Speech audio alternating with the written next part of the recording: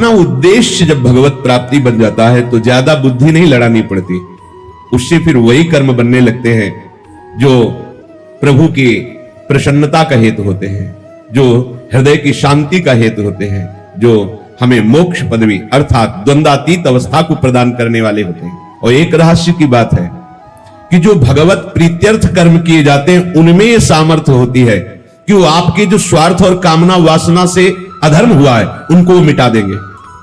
हित सजनी जो आचार्य स्वरूप में प्रकट होकर के बता रहे, बिल्कुल सहज सरल भाव से अपने घर में गुरु प्रदत्त प्रियालाल को विराजमान करो। गुरु प्रदत्त इसलिए मनमानी प्रभु की छवि भी विराजमान करके आप उनमें भाव और भाव भरी उपासना पद्धति नहीं प्रकट कर पाएंगे। इसलिए गुरु प्रदत्त है, गुरु प्रदत्त उपासना, उपास्य देव मंत्र और जो जो पद्धति बताई गई है इसकी बड़ी महिमा है। मनमानी उपासना और गुरु प्रदत्त उपासना में बड़ा अंतर है।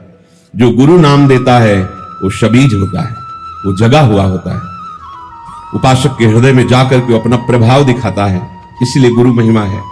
आचार्य चरण कह रहे अपने घर में प्रियालाल को विराजमान करो। बहुत सहज कर्म बंधन से मुक्त होने का उपाय है।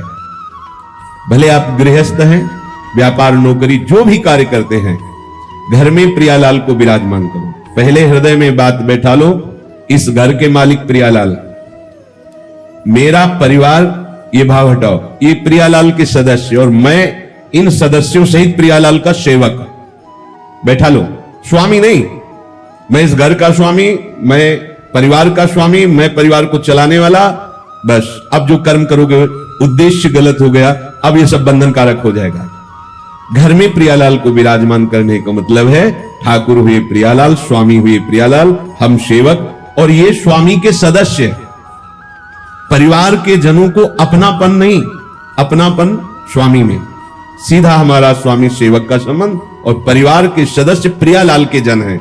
इस भाव से उनकी सेवा के निमित्त से जो भी कर्म किए जा रहे हैं वो तो सेवा है ही, पर घर में भी सेवा पद्धति का विस्तार करें।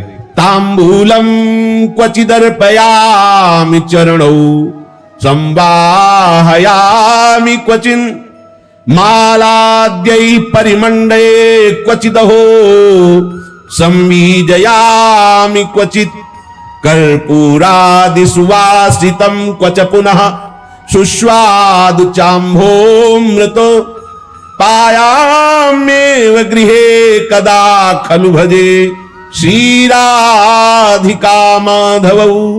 गृहे अपने घर में विराजमान कर श्री राधा माधव को मंगला से सेवा प्रारंभ करें।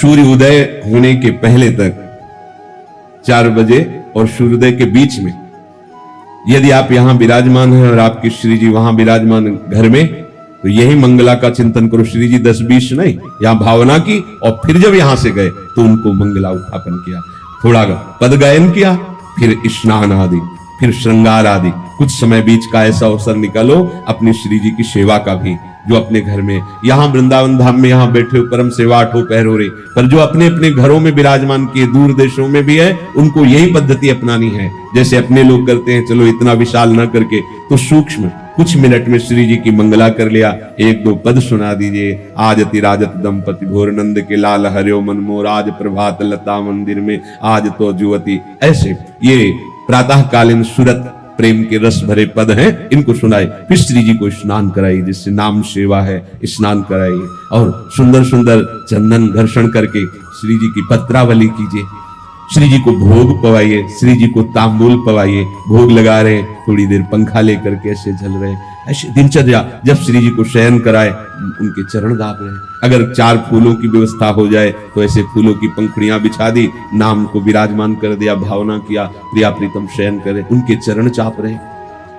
हम अपने घर में जब लाडली जी को स्वामी मान लेंगे तो जितने भी कर्म हो रहे हैं वो सब उनके निमित्त से माने जाएंगे। सेवा, व्यापार, नौकरी, कर्म बंधन से मुक्त होने का सहज उपाय।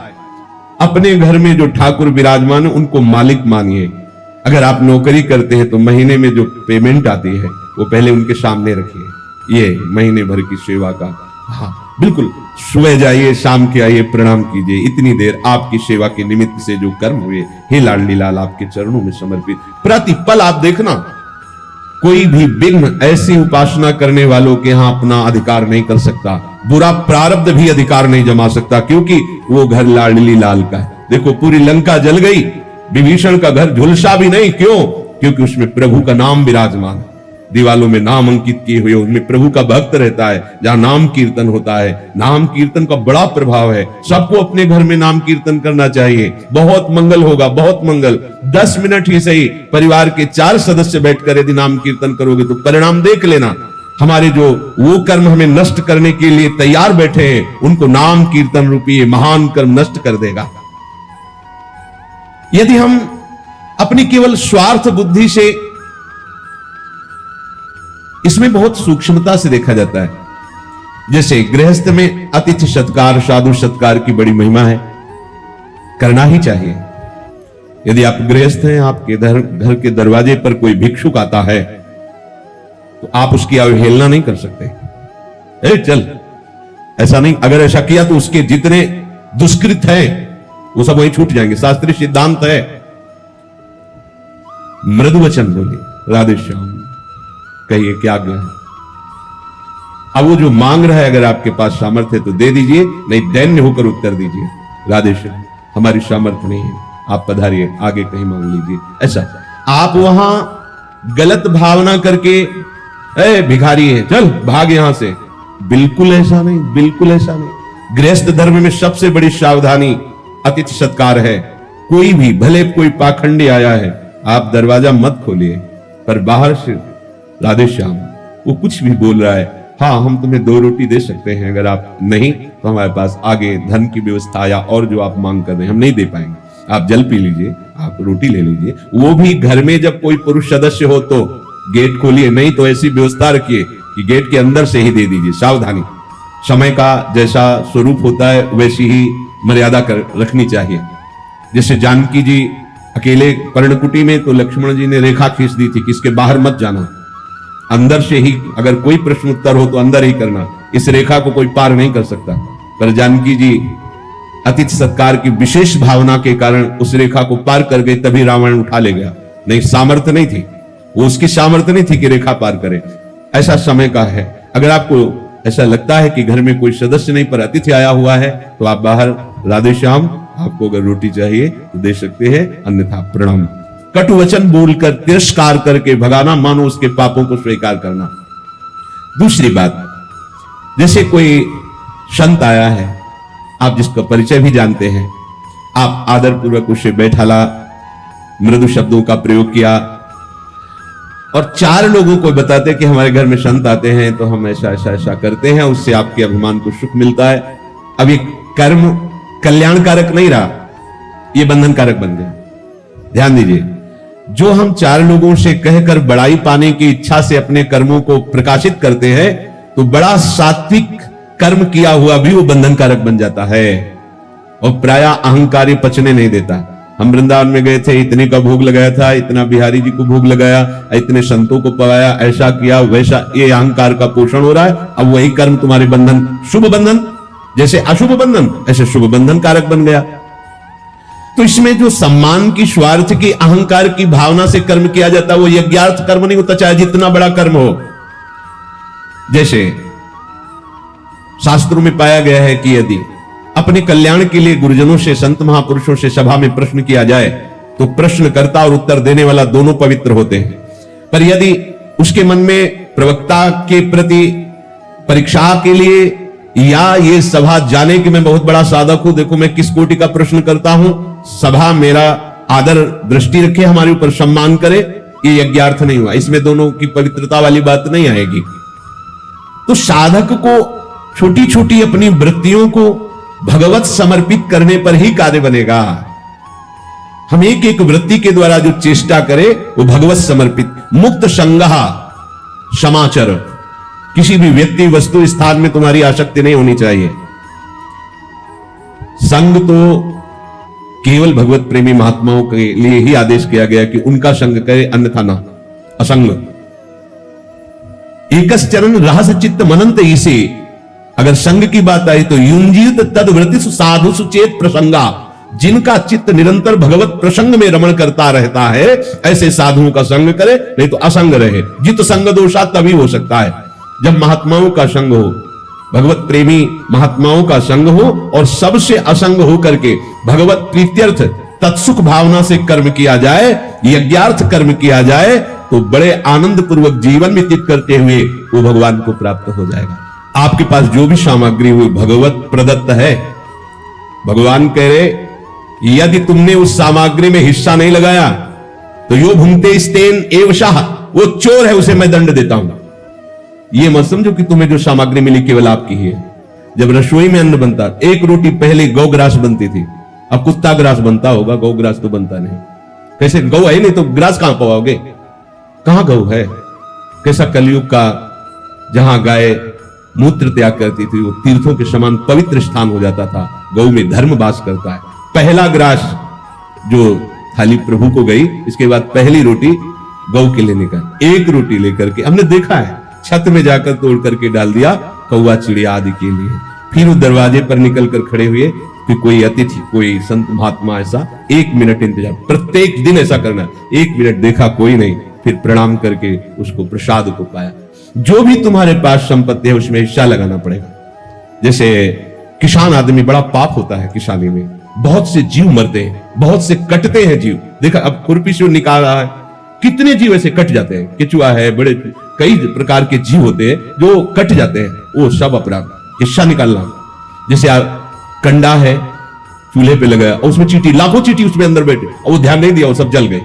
इसीलिए ये जो पहली पद्धति थी निष्पाप होने की, अब उसका कोई ध्यान ही नहीं, क्योंकि वो चूल्हा ही नहीं है, किसमें हवन करे। गैस का समय है, गैस सिलेंडर का, और तौल के आटा आया हुआ है, उसमें 4 रोटी बनाने की सामर्थ्य तो है नहीं।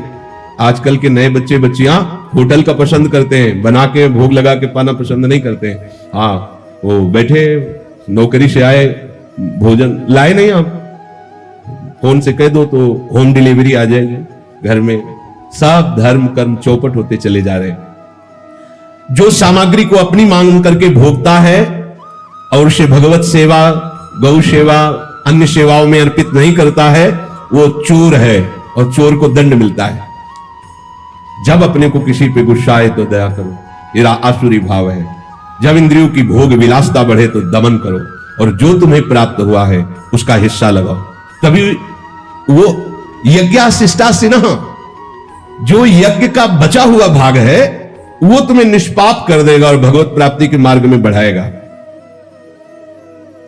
अगर जैसे आप कुटिया बनाए हुए हैं और कोई संत आता है ऐसे समय में, जिस समय भोजन नहीं है और आपसे याचना करता मैं भूखा हूं, कर्तव्य है तत्काल आप उसके भोजन की व्यवस्था कीजिए। आपने कुटिया निर्माण किया है, यदि आप फुटपाथ पे रहते मांग के खाते, उस समय भी यदि आप रोटी सामने रख के पाने वाले ही हैं और कोई कह दे कि मैं भूखा हूं, तो आपको दे देना चाहिए।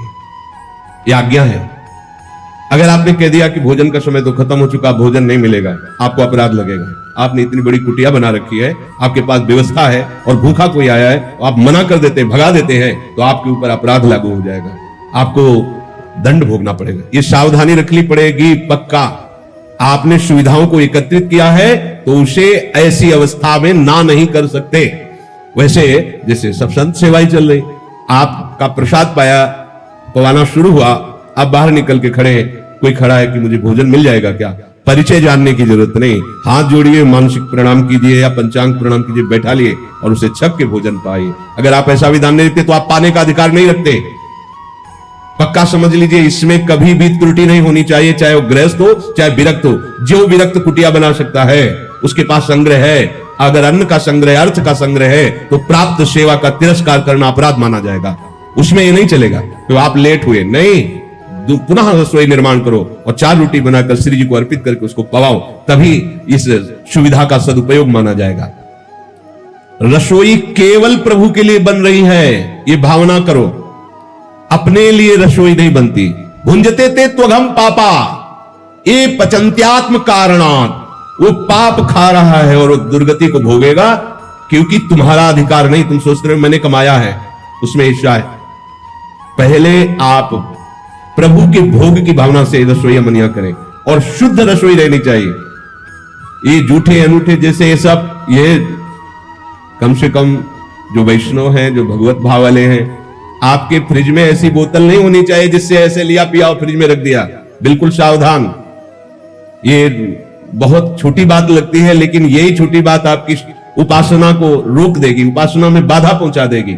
ऐसे तो जल उस बोतल से पियो ही मत जो फ्रिज में रख, निकालो, श्री जी को अर्पित करो या नाम लेकर के, तब स्वयं एक बूंद पानी अमनिया मत पियो। मान लीजिए हमारी बात मान, देखो भुंजते थे तो हम पापा, जो स्वयं पाते हैं वो पाप पाते हैं। संपूर्ण सृष्टि भगवान की है। जो भी मिला है तुम्हारा पास पदार्थ वस्तु, वो सब सेवा के लिए मिला, भगवत सेवा के लिए मिला, यज्ञ के लिए मिला है। यज्ञ शेष का जो प्रसाद पाते हैं वो संपूर्ण पापों से मुक्त हो जाते हैं। परंतु जो केवल अपने लिए पकाता है, अपने लिए सब कर्म करता है, वो पापी लोग पाप का भक्षण करते हैं। अब आप समझिए, गरम गरम रोटी बनती जा रही, आप लेके पाते जा रहे। नहीं, सिद्धांत नहीं।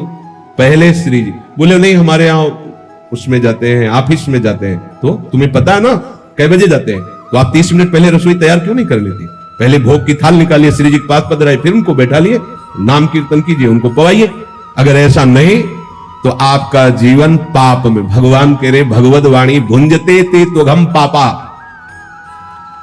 जो यज्ञ शेष अर्थात भगवद अर्पित किया हुआ प्रसाद पाते हैं, वो संचित प्रारब्ध और क्रियमाण तीनों को नष्ट करने की सामर्थ्य रखता है।